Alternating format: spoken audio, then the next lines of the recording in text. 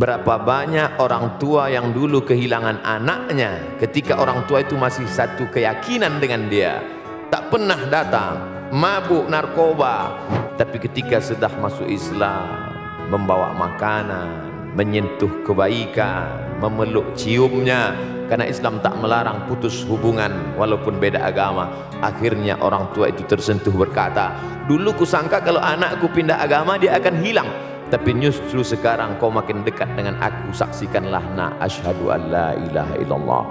Maka tunjukkan saja dengan perilaku, dengan kelembutan, dengan akhlak, tahadu tahabu, saling berbagi hadiah, maka kau akan berkasih sayang.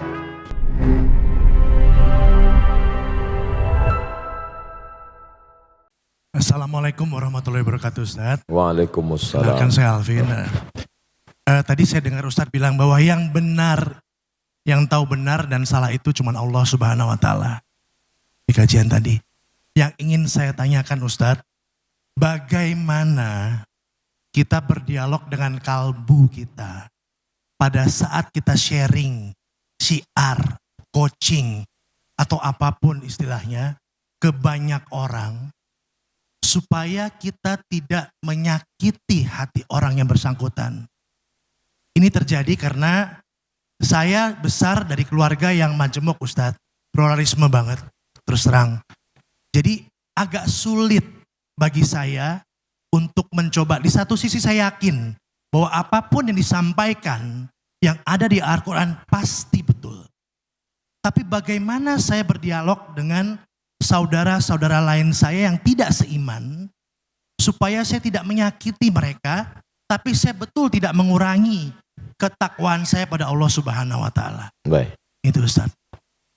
Mas Alvin yang berkehidupan majmuk dalam keluarga, setelah pulang pengajian lalu memanggil keluarga-keluarga yang non muslim, duduk sini semua. Setelah duduk lalu disampaikan, innad dina indallahil Islam. Agama di sisi Allah adalah Islam. Wa may yabtaghi ghairal islami dina, siapa yang mencari agama selain dari Islam, falan yuqbala minhu, maka dia tidak diterima, wa huwa fil akhirati minal khasirin, di akhirat neraka jahanam tempatnya. Kira-kira apa yang terjadi? Selama nggak diupload nggak apa-apa. Pertanyaannya, apakah yang disampaikan tadi benar? Benar. Ini kita bukan bicara masalah kebenaran tidak kebenaran, tapi dalam Islam diajarkan ud'u ila sabili rabbik, ajak orang ke jalan Allah bil hikmah wal mau'izatil hasanah, suri tauladan yang baik, santun, kelembutan.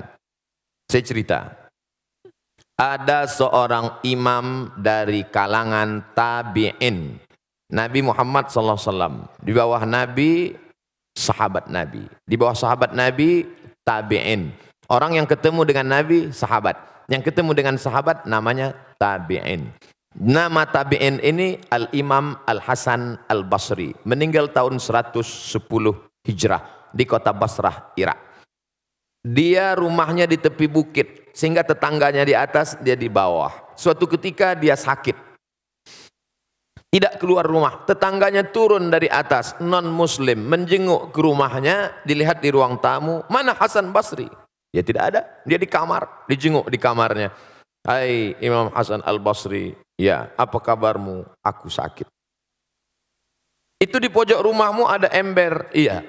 Apa itu ember? Menampung air dari atas. Air apa? Aku tidak tahu, aku tampung saja. Kalau tidak salah itu air WC. Air WC si non muslim jatuh menetes ke bawah. Lalu kemudian dia bertanya, berapa lama sudah kau menahankan air menetes ini? Ishruna sanah, 20 tahun. Ajaran apa yang mengajarkanmu seperti ini wahai Hasan Basri? Saksikanlah wahai Hasan Basri, asyhadu an la ilaha illallah wa asyhadu anna Muhammadan Rasulullah. Tersentuh hatinya karena akhlak dan kelembutan. Berapa banyak orang tua yang dulu kehilangan anaknya ketika orang tua itu masih satu keyakinan dengan dia, tak pernah datang, mabuk narkoba, tapi ketika sudah masuk Islam, membawa makanan, menyentuh kebaikan, memeluk ciumnya, karena Islam tak melarang putus hubungan walaupun beda agama. Akhirnya orang tua itu tersentuh berkata, dulu kusangka kalau anakku pindah agama dia akan hilang, tapi justru sekarang kau makin dekat dengan aku, saksikanlah nak, asyhadu an la ilaha illallah wa asyhadu anna Rasulullah. Tapi sayangnya itu hanya di sinetron aja. Kita mau contohkan real dan nyata. Oleh sebab itu maka sentuhlah dia dengan akhlak Islam, karena Allah Subhanahu wa taala tidak pernah memuji Nabi Muhammad sallallahu alaihi wasallam. Hai Muhammad yang tahajudnya sampai kakinya bengkak. Hai Muhammad, enggak. Tapi apa bunyi ayatnya? Wa innaka la'ala khuluqin azim. Sesungguhnya engkau wahai Muhammad sallallahu alaihi wasallam berakhlak mulia. Akhlakul karimah. Makanya Nabi itu datang, apa kata dia? Innama bu'istu liutammima makarimal akhlak. Aku datang untuk menyempurnakan akhlak. Anak Abu Bakar namanya Asma. Asma ini satu ayah dengan Aisyah istri Nabi, tapi lain ibu. Ibunya non muslim. Setelah Asma pindah dari kota Makkah ke kota Madinah, ibunya rindu, datang ingin menemui Asma. Asma takut bertemu ibunya karena non muslim. Akhirnya melapor ke Nabi, ya Rasulullah, ya ummi qadimat, ibu saya datang. Afa asiluha, ibu saya datang jauh dari kota Makkah, tapi saya takut menemuinya karena akidahnya berbeda. Bolehkah saya silaturahim dengan dia? Kata Nabi, apakah Nabi menjawab, ini pedang pancung kepala makmu. Kata Nabi, siliha, silakan sambung silaturahim. Afa'utiha, boleh aku beri dia hadiah? Apa kata Nabi? I'tiha, beri dia hadiah. Berdasarkan hadis ini, kata Syekh Atiyah Saqar, Mufti Al-Azhar Mesir, boleh memberi daging kurban kepada non-muslim dengan syarat kurban sunat, bukan kurban wajib. Zakat tak boleh, karena wajib untuk umat Islam. Kurban wajib, kurban nazar tak boleh. Kalau nanti saya punya anak, saya bernazar mau kurban ya Allah, tapi kalau enggak punya anak sampai mati enggak mau kurban, itu enggak boleh. Kurban sunat boleh. Jadi saudara saya Mas Alvin, maka tunjukkan saja dengan perilaku, dengan kelembutan, dengan akhlak, tahadu tahabu, saling berbagi hadiah, maka kau akan berkasih sayang.